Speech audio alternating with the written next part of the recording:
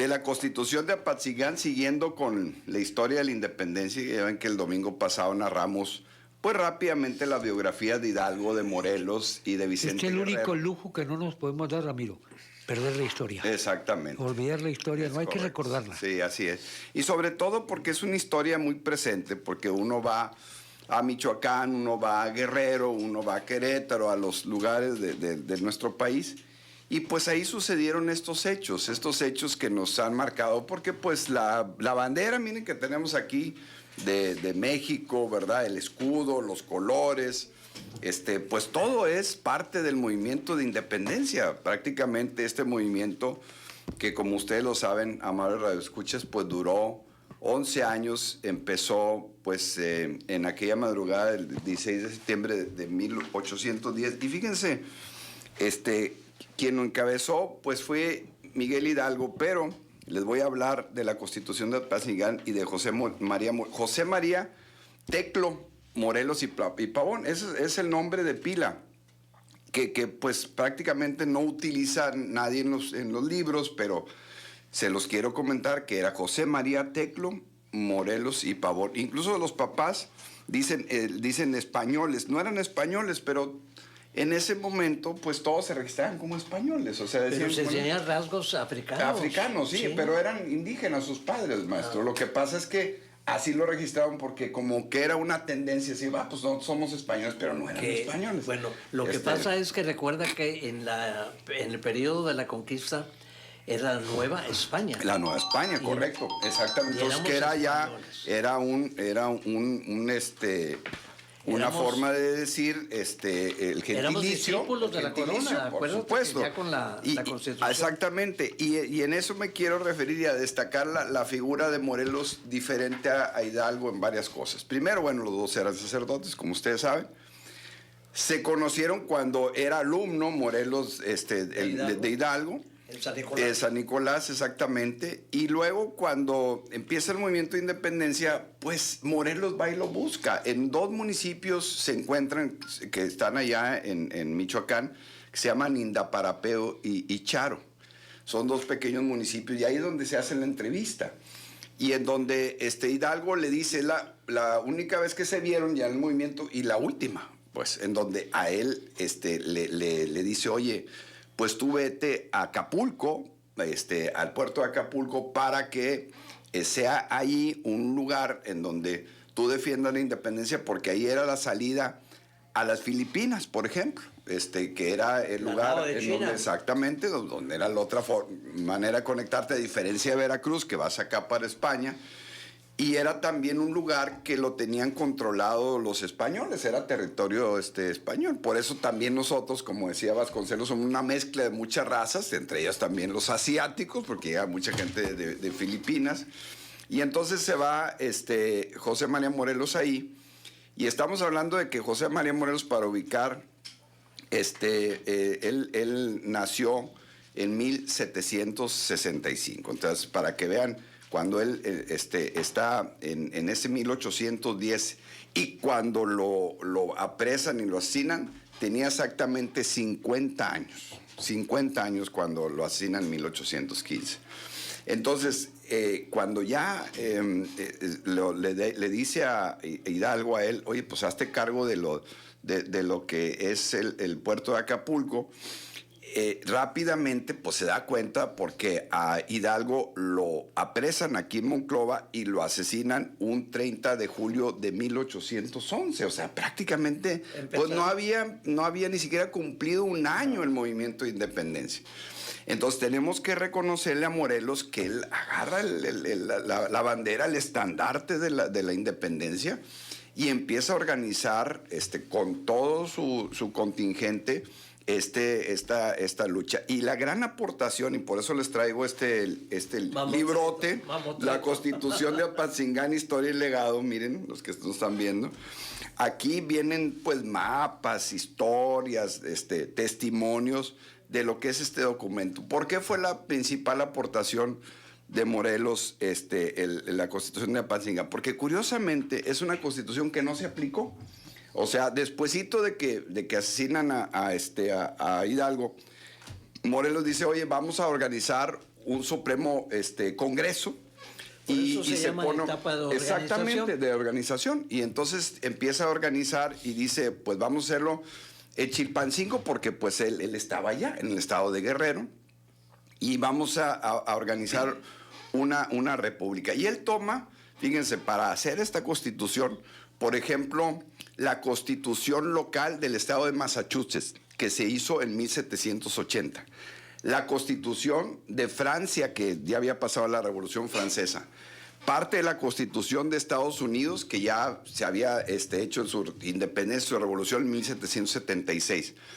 Y las ideas de Rousseau, las ideas de todos los ilustrados de Francia, y la constitución de Cádiz, esa que se había hecho en 1812, o sea, 2 años antes, que cuando llega Napoleón, invade España, y entonces se tiene que salir ahí huyendo Fernando VII, pues los españoles hacen esa constitución de Cádiz para decir, oye, ¿qué vamos a hacer con todos nuestros territorios a ultramar, que le llamaban? Porque pues no era nada más España, sino todo lo que tenían.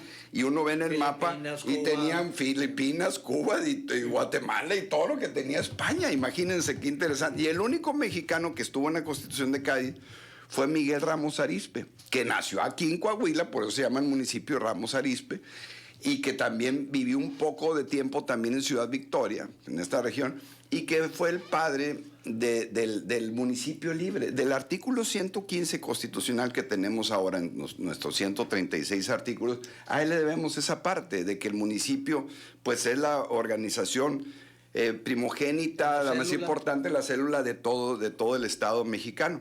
Fíjense, la Constitución de Apatzingán tenía 242 artículos. La de Cádiz tenía 340. Entonces, pues son constituciones muy vastas, a diferencia de la de Estados Unidos, que es más pequeña. Entonces acá pues se redactaba mucho para describir los derechos y obligaciones, pero la Constitución de Apatzingán tenía, por ejemplo, temas de avanzada muy importantes, por ejemplo, la soberanía. ¿Qué es la soberanía ahora que se habla mucho del tema de la soberanía? La soberanía es la posibilidad real de que tú escribas tus propias leyes sin injerencia de otro extranjero. Si no hay esa injerencia, no hay pérdida de la soberanía. Digo, nomás para que nos quede claro ahora que estamos hablando que si hay soberanía o no. Bueno, la otra es la división de poderes. O sea, ya estaba también de que no podía tener en una sola persona el poder ejecutivo, el poder legislativo y el judicial. Pero en la Constitución de Apatzingán hay algo muy, muy interesante que redactaron y quien redacta, por ejemplo, el documento que alimenta la Constitución, que mucha gente lo conoce, los sentimientos de la nación, lo redacta Andrés Quintana Roo. Andrés Quintana Roo, que era el esposo de Leona Vicario, que hay que hacer un reconocimiento. Madre de la patria. Exactamente, un reconocimiento a doña Leona Vicario, porque pues, se fue una heroína pues de la independencia como doña Josefa. Yo pienso que más que doña Josefa. Mucho más. Y a ver si hablamos específicamente de ella. Pero Andrés Quintana Roo era un intelectual, pues ahora el estado de Quintana Roo está por él, su nombre, y él hace esa redacción. Y en esa redacción y en la Constitución de Apatzingán dice, el Poder Ejecutivo va a residir en tres personas. José María Lisiaga, José María Cos y José María Morelos. Fíjense, para que no se nos olviden esos nombres. Claro, los 3 chemas. Así dice la Constitución. Y si iban a ser presidentes 4 meses cada uno. Qué hermosos, ¿verdad? 4 meses uno, 4 meses otro y 4 meses otro. Así estaba la Constitución. Que sigo yo. Así es, era muy chistoso. Nunca se aplicó porque luego se derogó en 1815 cuando ya fusilan a Morelos. Pero esta Constitución, que les digo que traían estos derechos, por ejemplo, el derecho de defenderte, ahí decía de la presunción de inocencia, ya estaba, decía, nadie puede ser juzgado hasta que no se demuestre que su culpabilidad, ya estaba en la Constitución. También decía la Constitución que la única religión permitida en México era la católica, también estaba acá, pero a diferencia de Hidalgo, Morelos sí buscaba la independencia. Dice, sí queremos a los españoles, pero a españoles de amigos, no de invasores. Así es. Hidalgo sí estaba más de acuerdo con Fernando VII y la intervención pero Morelos era más radical en eso. Incluso él decía claramente la abolición de la esclavitud y la terminación de la diferencia de castas en cuestión de la discriminación que de tenía. hecho, ya en la Constitución de Cádiz ya no éramos esclavos, éramos siervos Exacto. Súbditos, ¿no? Sí. Súbditos de la corona. Exactamente, de la corona. Entonces, todo esto ya venía en la Constitución de Apatzingán, y esta Constitución sirvió para la Constitución Federal de 1824, la que 10 años después, una vez ya formada la República, terminada la independencia en 1821, el 27 de septiembre, pues sirvieron todos estos artículos para hacer la primera Constitución Federal, la de 1824. Entonces hay que reconocerle a José María Teclo Morelos y Pavón Guía. ¿José María qué? Teclo, era el nombre de pila, Teclo, como tecla, pero con O. Así era el nombre de José El nombre María. Tecla existe. Sí, claro, exactamente. Sí. Entonces Y ese es el masculino. era el nombre, es el masculino, es correcto. Pero fíjate qué importante, porque Morelos no le hemos dado la dimensión que tiene, ¿eh? No solamente por la Constitución de Apatzingán, no solamente por los sentimientos de la nación, sino como militar, un gran estratega. Sí, fue un gran estratega. Admirado por el propio Napoleón. Claro, y cuando lo apresan en Puebla. ¿Saben dónde? En un municipio que se llama Tehuacán.